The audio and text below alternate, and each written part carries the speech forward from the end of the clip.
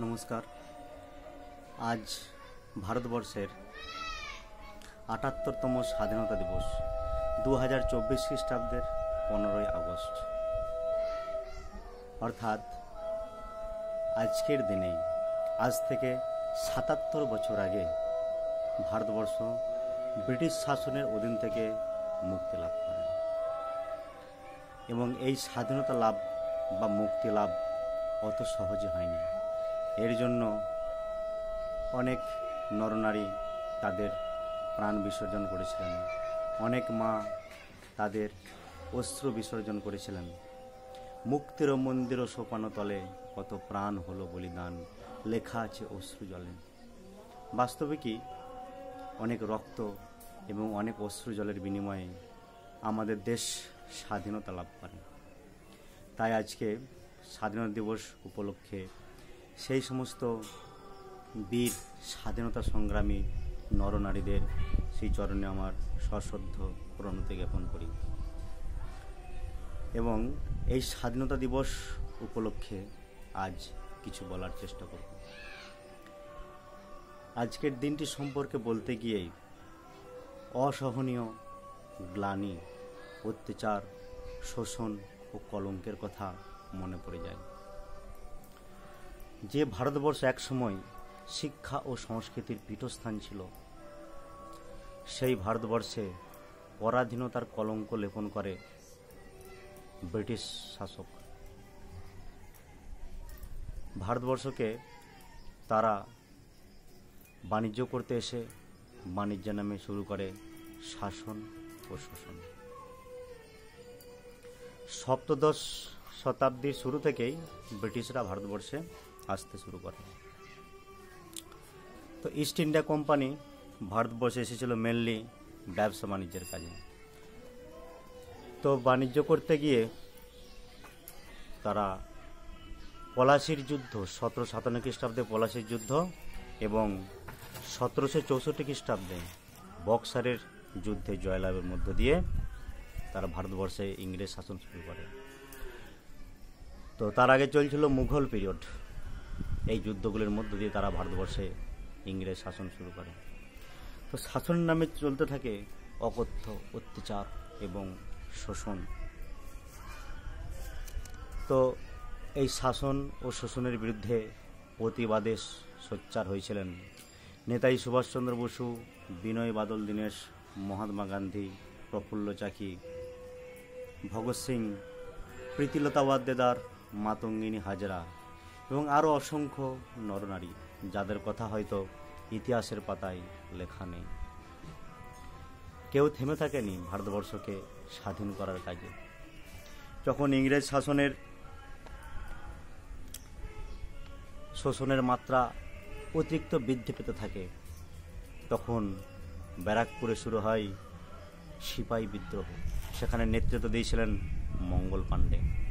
তিনি শুরু করেন সিপাহী বিদ্রোহ। তো ইংরেজরা সিপাহী বিদ্রোহকে কঠোর হাতে দমন করেন। এই বিদ্রোহে ব্যর্থতার কারণে মঙ্গল পাণ্ডেকে ফাঁসির সাজা দেওয়া হয়। তো পরবর্তীকালে ১৮৮৫ খ্রিস্টাব্দে ইন্ডিয়ান ন্যাশনাল কংগ্রেস প্রতিষ্ঠা করা এবং এই ইন্ডিয়ান ন্যাশনাল কংগ্রেস ভারতবর্ষে স্বাধীনতার আন্দোলনের প্রাণ সঞ্চার করে। সেই সময় পশ্চিমবঙ্গের বহু শিক্ষিত যুবক যুবতী নরনারী এই স্বাধীনতা সংগ্রামে যোগদান করেন এবং ব্রিটিশ শাসকের বিরুদ্ধে প্রতিবাদে তারা সোচ্চার হয়ে ওঠেন। তাদের মধ্যে অন্যতম হলেন ক্ষুদিরাম বসু, প্রফুল্ল চাকি, মাস্টারদা সূর্য সেন, নেতাজি সুভাষচন্দ্র বসু, প্রীতিলতা ওয়াদ্দেদার এবং মাতঙ্গিনী হাজরা ও আরও অনেকে।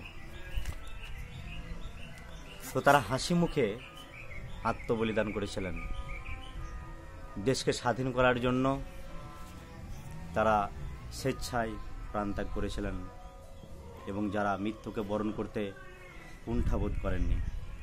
তো পরবর্তীকালে ১৯১১ সালে যখন ভারতবর্ষে ব্রিটিশ বিরোধী আন্দোলন তীব্র আকার ধারণ করতে থাকে, তখন ব্রিটিশ সরকার ভারতবর্ষের রাজধানী স্থানান্তর করে নিয়ে যায় কলকাতা থেকে দিল্লিতে। কিন্তু তার ফলেও আন্দোলন থেমে থাকেনি। এরপর শুরু হয় যে ব্রিটিশ বিরোধী মনোভাবকে দমন করার জন্য রাওলাট আইন। এই আইনের প্রয়োগের মাধ্যমে যে কোনো ব্যক্তিকে যখন তখন বিনা কারণে ইংরেজ সরকার গ্রেপ্তার করতে পারত। তো 4 জন ব্যক্তিকে একসঙ্গে দেখলেই গুলি করা হতো। এর প্রতিবাদে শুরু হলো রাওলাট সত্যাগ্রহ আন্দোলন।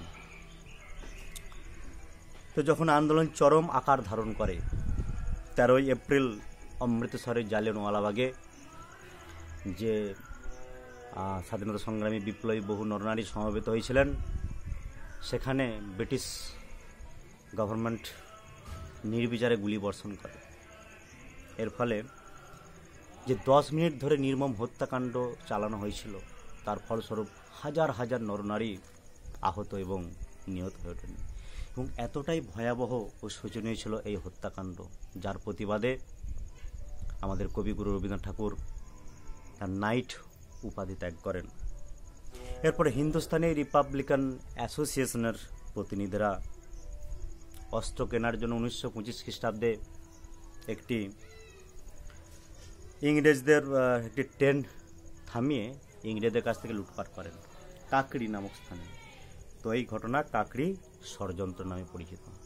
পরবর্তীকালে 1929 খ্রিস্টাব্দে কংগ্রেস পূর্ণ স্বাধীনতার সিদ্ধান্ত নেয়। 31শে ডিসেম্বর নেহেরু লাহোরে জাতীয় পতাকা উত্তোলন করেন। এরপর 1930 সালের 26শে জানুয়ারি প্রথম স্বাধীনতা দিবস পালন করা হয়, কিন্তু ব্রিটিশ সরকার সেটিকে মান্যতা দান করেননি। পরবর্তীকালে কংগ্রেসের প্রতিনিধিরা আইন অমান্য আন্দোলন শুরু করেন এবং সারা দেশবাসী এই আন্দোলনে যোগদান করেন মহাত্মা গান্ধীর নেতৃত্বে। স্কুল, কলেজ, অফিস, আদালত এবং যানবাহনগুলি প্রায় অচল হয়ে পড়ে। এবং 1932 খ্রিস্টাব্দে গান্ধীজিকে ব্রিটিশ গভর্নমেন্ট অ্যারেস্ট করে এবং এই ন্যাশনাল কংগ্রেস পার্টিকে অবৈধ বলে ঘোষণা করে।